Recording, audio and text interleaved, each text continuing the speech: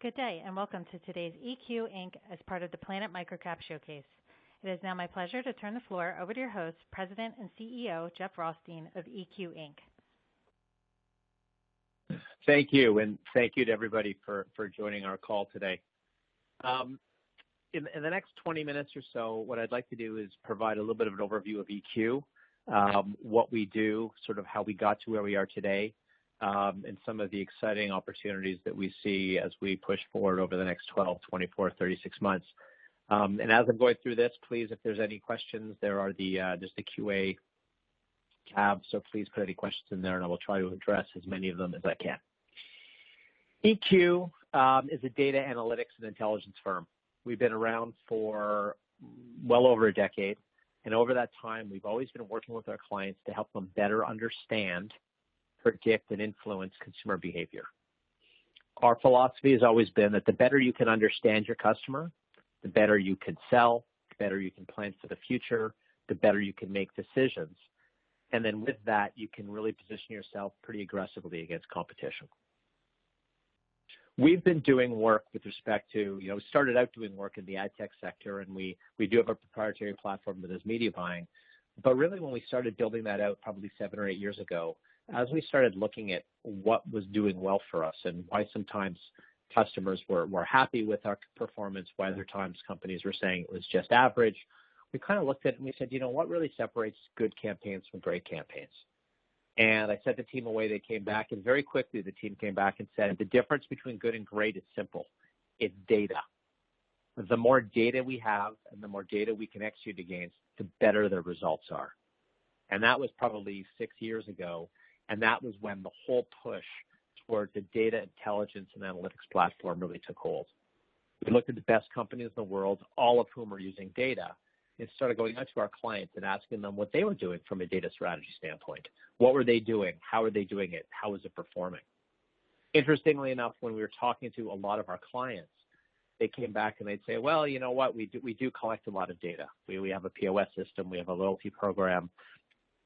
We have different sort of financial metrics that we use. We collect a lot of data. I was like, great, but what do you do with it? And then it was a big blank stare. And the question was, we don't really know what to do with it. So now we're giving it to Google, and they're giving us keywords. I'm giving it to Facebook, and Facebook's giving me lookalike audiences. And we just looked at them and said, you can't take this proprietary asset that you have in data, this competitive advantage you have versus every other company in the industry, every other company in the world. You can't take that data and just push it out to others and expect it to perform well. You can't outsource winning. So to have a really good data strategy, you've got to control your data. You've got to have a platform. You've got to have technology that will allow you to ingest and control that data set. You've got to make sure the data is complete. And then when you're analyzing that data, you've got to make sure that it's answering the questions that you need answered to help drive your business. And fourthly, we always throw in there, if you're not doing it yet, you better start immediately, because you've got competitors and you have other companies that are really trying to sort of get those data sets to take over and compete against you more aggressively. So there's a real need and a real call to action out there, because if you're not doing it soon, you're going to be left by the sidelines. Currently, we're operating at that intersection point. Data, client data, our data, first-party data, artificial intelligence, machine learning, algorithms, platforms, things that allow people to make better, more intelligent decisions. That's where we sit, right in the middle. We help our clients with their data strategy, which we'll talk about in a second. And then we've wrapped around some machine learning tools, as well as some machine learning and AI algorithms that allow us to drive more value than ever before out of those data assets. And it's not new. We're doing it for some of the largest brands in North America, and we're doing it for some of the largest agencies, and we're helping them take and empower their clients, empower themselves to take data assets to better understand, predict, and influence consumer behavior.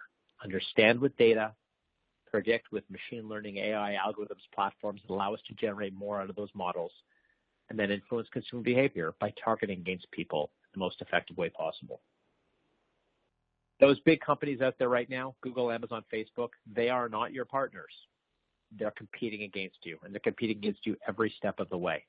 And so in order for you to compete right back against them, you've got to do one of two things. Either build your own platform, which is possible, comes with a lot of hurdles and a lot of roadblocks, or you've got to partner with a company like EQ that's got a technology platform that's ready, that allows you to maintain total control of your data.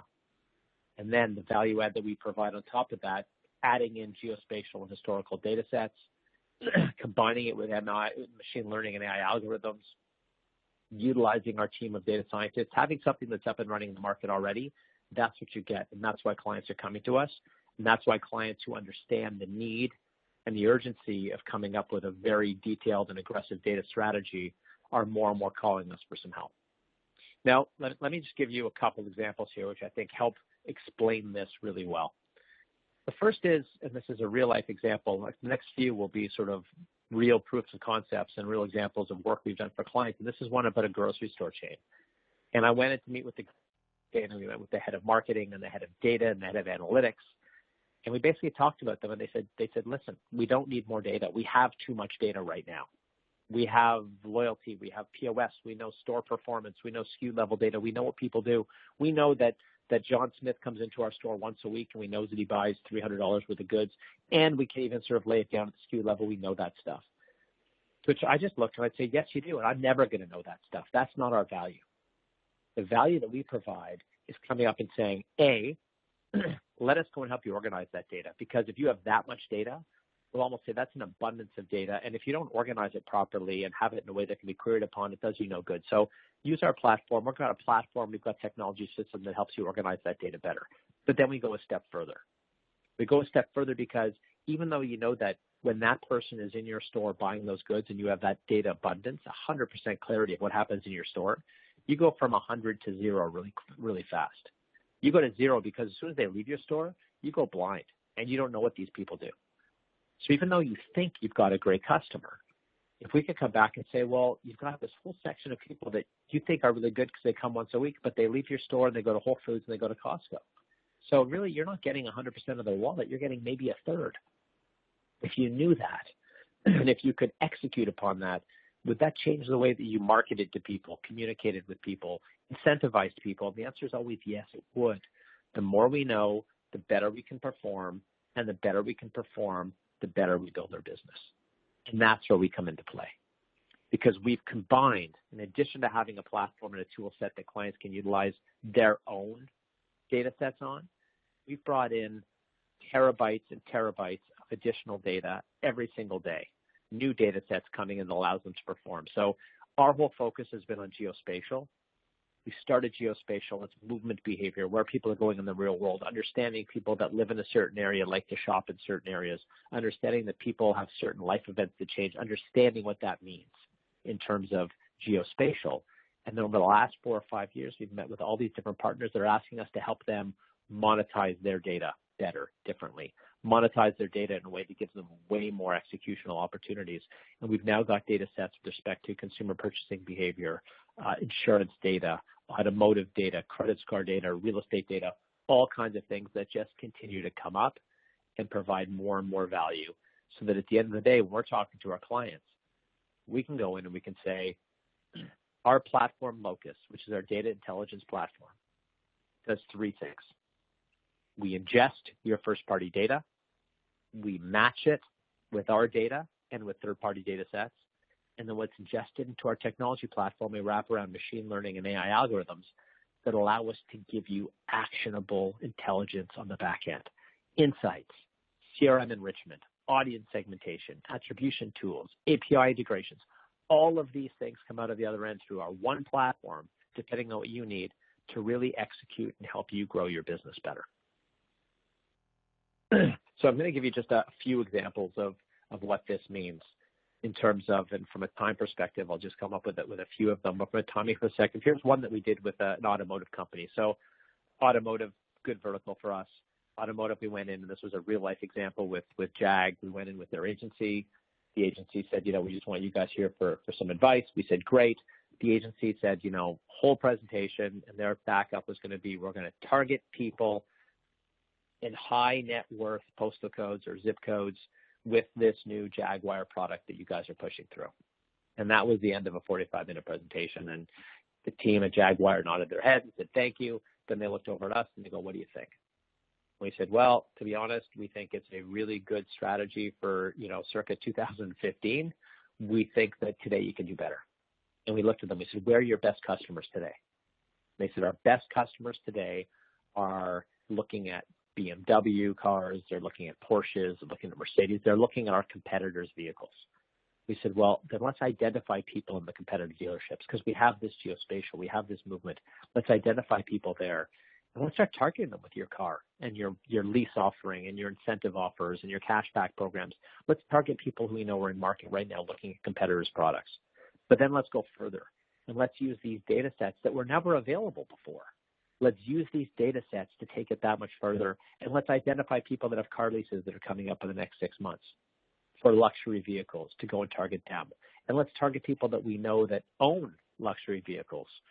And we know that they're 7 or 8 years old, which is typically when they start to break down, and target them with your new car. Let's use data to drive much better decision making and to drive much better targeting and to drive much better communication so that we can use data to our advantage. With that understanding of all these different things that data sets bring to the table, there's a whole predictive side to the equation as well. Really good data mixed with good machine learning and AI can lead to some pretty good predictive modeling. And we did one of these right now with an insurance company. And they came to us for home insurance and they said, you know, we've got this inflow of applications. We can't respond to them fast enough. How do we go and respond to these? So, you know, how do we go and get back to them fast enough? We just can't do it. We need a better way to respond to the best opportunities and the best applications first. And they said, okay, you know, maybe we can help. And they sent us over a list of about 50,000 policies. And the policies that they sent over were the address of the insurance place, of the home. And then they classified it for us, A, B, C, D. A, good customer, very most profitable, take them all the time. B, good. C, not so much. D, waste of time, don't waste your time on it, lose money, bad opportunity. So they gave us those classifications. We took them back, ingested the data into Locus.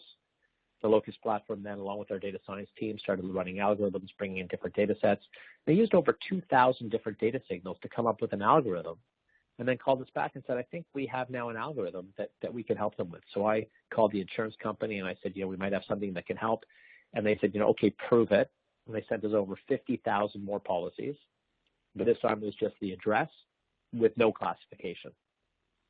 And so we gave it back to my data science team. I said, good luck. Here you go, guys. They ran it through the algorithm. A couple hours later, they said, here you go. We sent it back. The client called us the next day with a 90% level of accuracy with respect to how our team went and predicted the ability or predicted the classifications of those policies. And, you know, fast forward now, they've got a team that when they get these new policies coming in, there's an API that goes and looks at our system, and our system can go and help them say, hey, this is an A, best sales rep, most aggressive terms, get back to them right away, versus, you know, B, which is like a little bit lower in the queue, and then C and D pushed right down, where D is probably never getting any time wasted. And their ability now to close on more profitable, more quality applications has gone up significantly. The predictive modeling of being able to go and generate the data sets, you know, generate data sets from the client as to what makes a really good campaign, mix it with the data sets that we bring to the table, thousands and thousands, tens of thousands of different data signals that come up with some real logic that allows us to execute better. That's kind of what the business is doing, and that's where we're focusing. And it's performing well. And we're able to charge clients, you know, based on different subsets of what they're doing. We can really go and do this. And this is, you know, on this slide, this is how we make money. We make money right now by really three different facets. The first is we're able to charge your license revenue for Locus. So companies that want Locus come in, there's license revenue. With the license revenue, they're doing things. They sign up anywhere from 6 months to our longest ones now are 36 months. Last year, we started the year at $0. We ended up about, you know, on a monthly basis, or close to $150,000 of MRR. And the Locus revenue side of things, that recurring revenue is really starting to pick up. The second piece is what we call the consumption model. Once they've got a license, they've got all kinds of unique data sets and data assets that they can pull from. Plus, they've got all kinds of different queries they can run, either because we've pre-built a bunch of these queries or because they can have their own data team building them on their own. But every time those data sets go through, they're all generated through our platform. So they figure out what they want to do, what kind of information they want, what analysis they want to run. As you can see on the screen, although it might be a little small, on the screen we just show people, you know, because it can all be done on a self-serve basis, we show this is what it's going to cost, and then they hit go and everything is done very automated up in the cloud. And the third piece is if people do have something like an audience segment or different types of targeting they want to do with some of the analysis that's done, and they want to do that through various media channels, again, in addition to the Locus platform that we built, which is our data intelligence tool, as I mentioned earlier, we do have a media buying platform as well. And if they want to buy that media through us, that's great. If they want to buy that media through, partners we've got like Google or Trade Desk, they can do that as well, and we just take a CPM on whatever data sets are used. So really 3 legs to our financial model. It's kind of like a SaaS platform, but it's SaaS plus, because apart from just the licensing, we've got the consumption model as well as some of the execution that takes place. So that's what we're focusing on now. We definitely have, when you think about sort of how we built things, we've got an intellectual property that we've built, which is very much focused on location, and on geospatial. We've got mapping applications. We have algorithms we developed. We do have, 4, almost 5 years of data now, over a petabyte of data that we've got that we've been able to now execute for our clients. We've built all kinds of software. We've built all kinds of algorithms. I've got a data science team that's building on these and augmenting these on a daily basis. And we do have some pretty strong relationships with various data marketplace and other data providers that our clients can use. The last 3 years have definitely shown some nice growth. We had a bit of a stumble with COVID, but saw it bounce right back in a real good push with respect to how we ended last year. So on the revenue side, it's good. More exciting for us, though, than the revenue is really the data side, the data growth that we've got. So as you can see here, data is continuing to grow and really growing sort of on a quarter-over-quarter basis, and then also year-over-year showing some pretty significant uptick as well. So that's something we're excited with. It's something we expect to see continue for us as we continue to push forward. And then there's what's coming next, and this is as exciting as I think sort of whatever what we've built, which has been a lot of challenging work and I think a lot of success over the last number of years. The real exciting piece is what the next couple of years are going to look like, the next 12, 24, 36 months. Because as we look at this right now, we've taken the product that we've been developing and we're really just focusing on 4 main verticals. And the verticals are the insurance vertical, automotive, out of home, and retail. Each one of those in and of themselves can be a nice business unit. Each one of those has, we've got some pretty unique capabilities for that we're able to work with. And each of those right now has some knowledge base. We've got some subject matter expertise internally. And we know that our business and we know that the technology platform is doing very well in terms of, in terms of coming up with insights and action items for each one of those verticals. And clients are showing us that, we're getting more and more attention and more traction in each one of those. M&A is also part of our go-forward strategy. So I think for people that are familiar with us, we just closed a financing about a month and a half ago. We raised about $11.5 million. And a lot of that's going to be done for very strategic, building expansion of our business. One area of that is going to include some M&A. From an M&A perspective, we are aggressively looking. We're looking for different companies that might have first party. Now they're called, zero party, data sets, opt-in information where we can just further augment our data, do more to build our models. Second is going to be U.S. channels. Most of these numbers, or all of these numbers that you're seeing for the most part up to this point, have been Canadian. We've been building this out in Canada, which is smaller market and definitely, more challenging in some ways. And I think there's huge opportunities for us. Some of the work that we've done it's definitely something that could get value in the U.S. Everything we've built is fully compatible with the expansion into the U.S. market, and we're now aggressively pursuing U.S. Sales opportunities through channels, potentially acquisitions, different types of sales opportunities and stuff like that. And third is vertical targets. Anything that can take us deeper into one of the verticals above are things that we're going to look at as well. So all of those very interesting to us, very impactful, and things that we want to push really aggressively on. And our balance sheet right now, we raised 11.5. We've got over 13. I think our balance sheet's going to be is very healthy and very strong, and we can take advantage of a lot of those opportunities. And the third is product innovation. There's a lot of talk these days about Google, what they're doing with cookies, Apple, what they're doing with iOS, and IDFA changes and all those things, all of which we just nod our head and say yes to, because they are all happening, and they are all things that that definitely impact the industry and impact a lot of things, but they're also things that aren't a surprise. Those are things that we've known about for the last number of years, and the reason why we've been focusing so heavily on geospatial, the reason why we built some of the algorithms that we've done, some of the reasons why we made the investments that we have are because, we saw those coming and we positioned ourselves really well in order to address any of those changes. So as those other identifiers tend to get, sort of pushed aside or removed in certain areas, again, the geospatial aspect of what we do and our ability to continue to operate doesn't really miss a beat just because of the fact that we are able to go and really use the geospatial technology, the geospatial data sets that we've got, and some of the algorithms to go and make up for anything that might be lost as these changes take place in the industry. And again, with all those things said and done, we are looking at some pretty aggressive growth over the next 3 years. And we do believe that at scale, this is a fairly good opportunity for EBITDA margin to, at scale.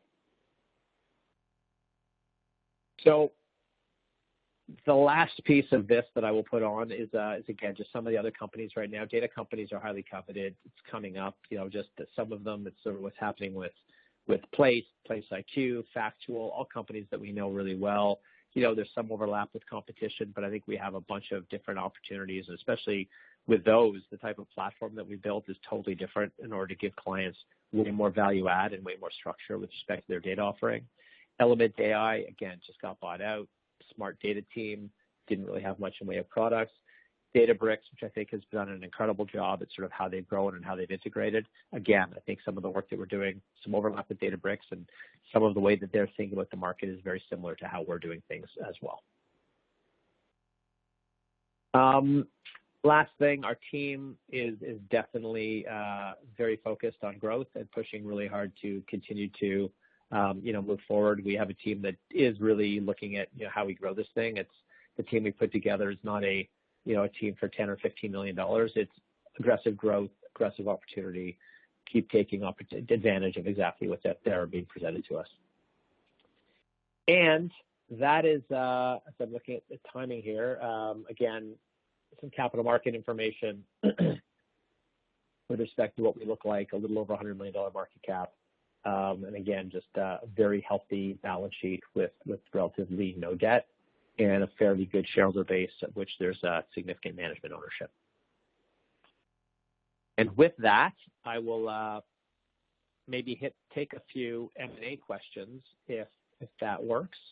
And some of these I believe I have touched on already, but I'll do it quickly again. Again, how will the new iOS release impact your business? So as I said before, like with the changes Apple are making, of which they're going to remove some location criteria or make location a little bit less precise, something that's been expected for some time. I think early indications are already that more people are opting in to do that than not. However, we did plan for a worst case scenario. And again, we are able to look at things and rather than do it just on a device by device basis, which is what we will do wherever possible, we've also already put things in place that put it in little bit more of a macro level. So we are able to look at things on more of that geospatial layer and allow us to go and sort of do things if we need to, by zip code, by dissemination area, by trade track. So different types of areas that we can go put that together. So although I think there will be, some impact in terms of the amount of data we receive, because I do think that will be reduced, I think that we've already got the tool sets and we've already got the data sets that we know are not going to be compromised that allow us to perform really well and just as successfully. Second question, how can you help improve billboards or bus shelter ad campaigns? Very interesting question.